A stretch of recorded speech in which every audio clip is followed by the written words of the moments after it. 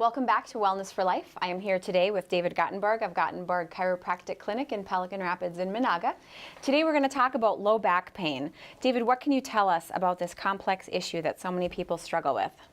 Yeah, thanks. You know, there are so many different causes and there are so many different types of low back pain. So today I'm just going to move past disc pain, and I want to talk about that very low joint in the low back called the sacroiliac joint. And this is often a joint that when I ask people to describe it, they describe it as hip pain. But what we really want to talk about is this joint in the very lowest part of the low back.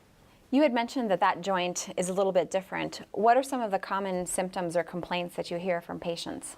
Yeah, what I'd like to do is, I think to better understand some of the more common symptoms, probably is a good idea to understand how this joint works. And what I'm talking about is the sacroiliac joint. This is the sacrum, the wedge-shaped bone, and this is the ilium.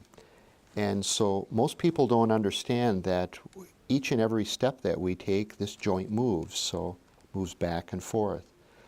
So some of the more common types of complaints might be unchanging low back pain that's centered over the SI joint. It may irritate the muscles in the hip or buttock area, so hip or buttock pain. And it's very close to the sciatic nerve, which explains why some people develop leg pain. So if I understand correctly, the sciatic nerve runs right through that joint?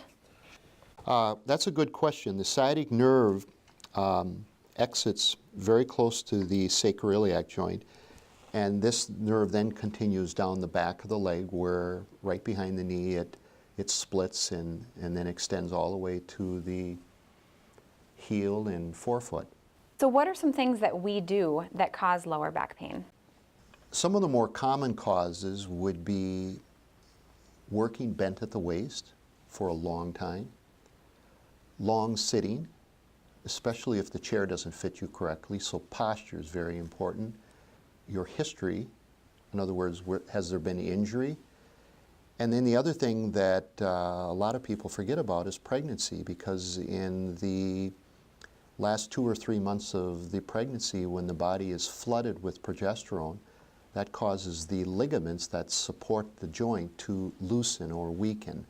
And anytime we develop something like that, we develop joint play or instability. So for a person who's struggling with lower back pain, where do you start with them? How do you begin to treat them? In addition to really talking to them about their causes, one of the other things that we really want to look at with a person is their gait, even considering whether or not they have a flat instep or short leg.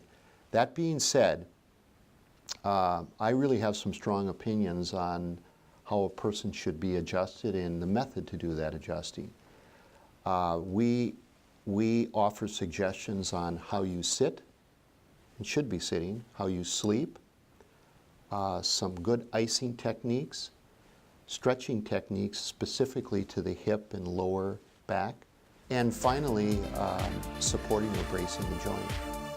Thank you for joining us today. If you or someone you know is struggling with lower back pain issues, be sure to stop in and visit with David and see how he can help you. Join us again next time.